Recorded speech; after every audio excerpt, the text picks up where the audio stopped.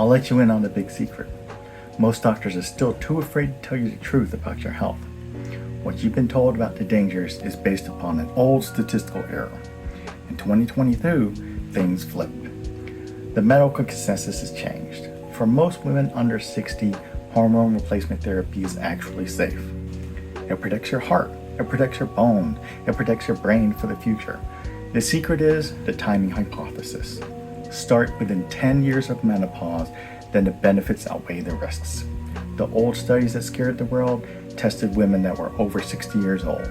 What does this mean for you today?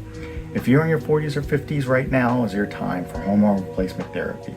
If you're caring for a mom in her 70s or 80s, she was part of the generation that was told to flush their pills. And this unfortunately explains her fracture today. They have to live with the consequences of that statistical error. She is part of the generation that didn't get the protection 20 years ago.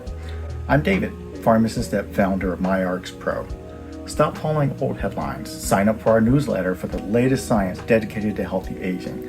Join the MyRxPro newsletter today. Get the facts they aren't telling you. The link is down in doodly-doo. All right, see you next time.